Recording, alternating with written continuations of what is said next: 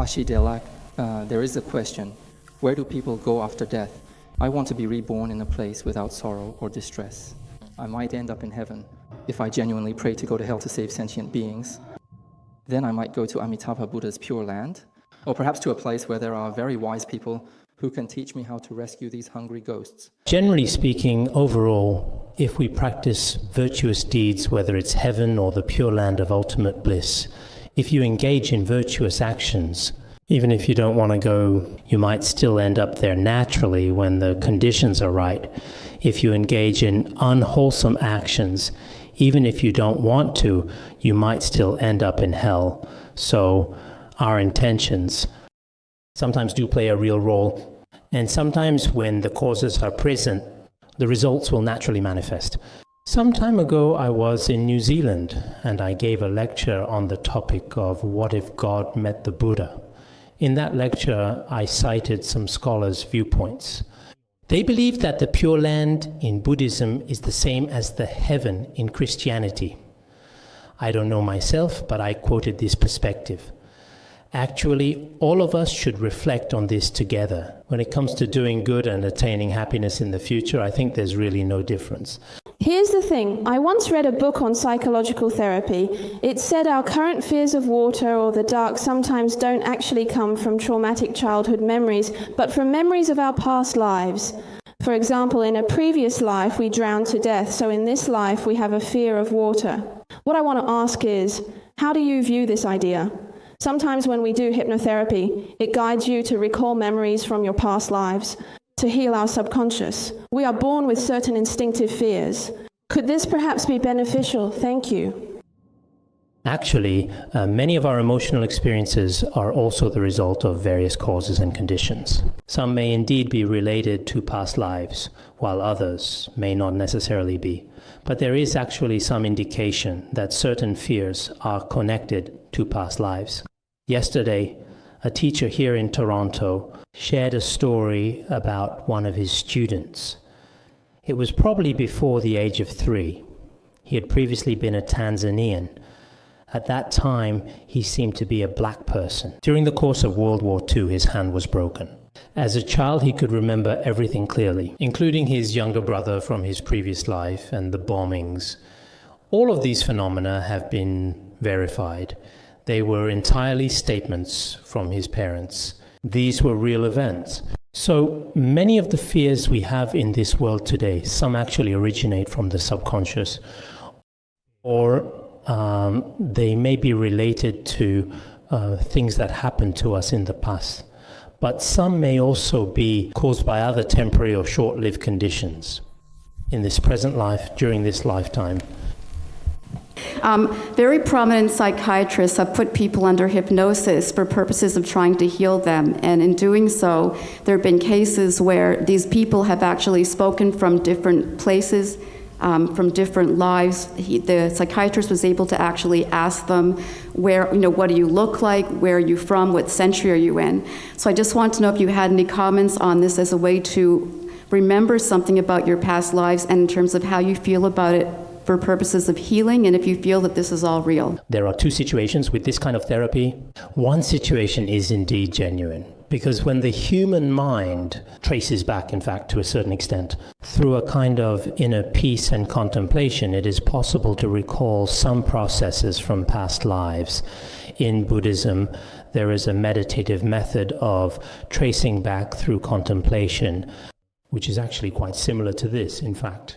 But there may also be various other situations, for example, that could occur. So we need to approach this thoughtfully with a balanced perspective. Okay. I would like your thoughts on this idea that I've come across or kind of created about time and how it's malleable, bendable, you can create time and it's not fixed.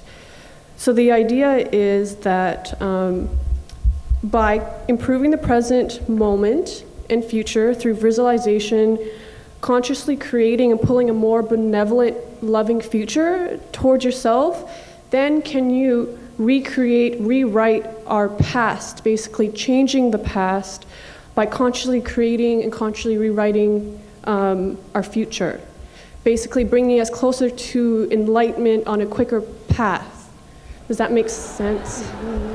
There are two ways to understand this. When we observe time from the ultimate truth, from the true nature of things as they truly are, the future has not yet arrived, and the present cannot be grasped at all, and the past has already ceased to exist.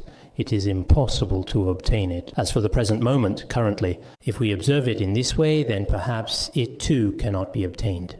That's why Buddhism has many different methods for contemplating the three times. Through such contemplation, we find that nothing can be obtained. It's not just time. It includes all of us present here today, and everything else as well. When we analyze emptiness, nothing truly exists. But in appearances in our real lives, we can't simply dismiss the future as illusory. It still involves our plans and our dreams, and all the plans we make for life still need to be planned. But as for the past, apart from recalling it through memory, there's no way to go back and revisit it. Thank you. There is a question I have been reflecting on for a long time. When we speak of all sentient beings across all directions and all times, I keep wondering what infinite life truly means. I feel like there's a hurdle in my way, an obstacle that I just can't get over. There's a certain point. Where is the starting point of sentient beings? If life is truly infinite, then in the entire world as we know it, how many of these kinds of conscious entities or sentient beings are there in total altogether? Is the total number infinite? How many are there really? Is it possible for new conscious entities to appear? That is, to actually add a completely new one on top of infinity. Where did the very first starting point originally come from? In this infinity of conscious entities, is it possible for one to disappear? Like, could one vanish within infinity? This is a question I've been unable to find an answer to for a long time. Thank you. The unique Buddhist explanations won't be discussed here. Let's talk about the general commonly held view. There are countless, boundless, sentient beings in samsara. Every life has existed continuously since beginningless time. There are truly no newly born ones. Within samsara, there are innumerable, limitless, sentient beings, if, in the future, they do not attain true liberation. Then ultimately, it is also truly endless. If, among them, some sentient beings attain liberation, from that point on, their time of wandering in samsara has finally ended. Are you really trying to count all sentient beings? Even the universe is vast beyond measure, so how could we ever count the number of beings within it? Khenpo Sodargye. This time I came up here to represent the Tibetan people in thanking you for your visit. The first question, Master, we'd like to know your turning point. What made you devote yourself to Buddhism? What was the biggest turning point? The second question is, you have debated in Buddhist philosophy and said you've solved many problems. Which was the biggest problem you solved? Thank you. Are you Tibetan? Yes. Okay, first of all, I especially want to thank you all for your understanding. Originally, there were plans in my schedule to gather together with everyone, as some people had suggested. But due to scheduling constraints, including some dialogues with other scholars this time, which were planned last year. Regarding your question about my entry into Buddhism, you should know that in our Tibetan region, when you first come into this world, basically it was a Buddhist family and a Buddhist environment. So, to be honest, I really didn't have any other choice, I was raised in this way of life. Later, even though I went to school and had some other different experiences in life, my faith and my views have always remained steadfast. So I personally believe that for the rest of my life, this perspective of mine will not be lost. Because I have gone through countless hardships and used certain theoretical observations to establish this viewpoint myself. So I personally and truly believe that this particular viewpoint is, without a doubt, the most reliable and the most deserving of my life. Respectfully, Khenpo, I'd like to ask, how do we define sentient and non-sentient life? Our world is full of tiny life forms, like bacteria, viruses, and other microorganisms. I just want to know, could you please explain how exactly we determine whether they have souls or not? All right, thank you very much, Khenpo. It's like this. Bacteria, including some of the microscopic life forms described in biology, from a broad perspective on life, some of them should be considered as such.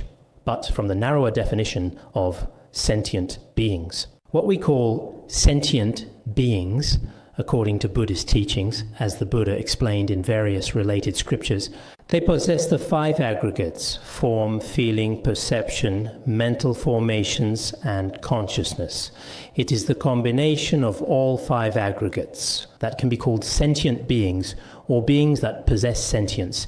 If any group or category does not possess this combination of the 5 aggregates, even though it can in fact react and reproduce, and undergoes various forms of evolution, biochemical processes, and eventual demise, it is still, in biological terms, only called life because of its reactions. Therefore, what we refer to as sentient life, that is to say conscious beings and plant life, and labeled differently from the perspectives of both religion and biology. Not just over trivial or insignificant matters, but I really tend to lose my temper quite easily. I've always tried to control myself, but I feel that, especially during my process of learning Buddhism, it's even harder to control. For example, when something happens, when I'm thinking about it or talking to my friends about it, I might end up saying a lot of unpleasant things. I've been wondering if this is my inner demon, or perhaps a demon that's hindering my spiritual practice. Because, when I'm actually talking about this, basically, I clearly know it's wrong and that I should control myself, but it's really hard. So I want to know, how can I suppress this rather ugly inner demon? Because having a bad temper is quite like setting fire to the forest of your merits. And it's not good for the people around you either. It's not beneficial for anyone. So I want to know how I can improve myself, because I don't really think this is related to my character or overall quality as a person. But honestly, I do think it has a lot to do with my temper. Thank you so much. Actually, when we are born, some people may have a stronger tendency toward anger, while others are more prone to greed. But the fact that you've noticed this shortcoming in yourself is actually very good.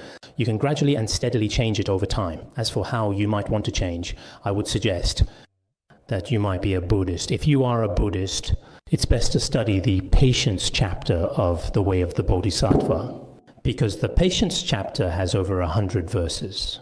After actually studying it, many people I know, in fact, who used to have a bad temper became very calm later on.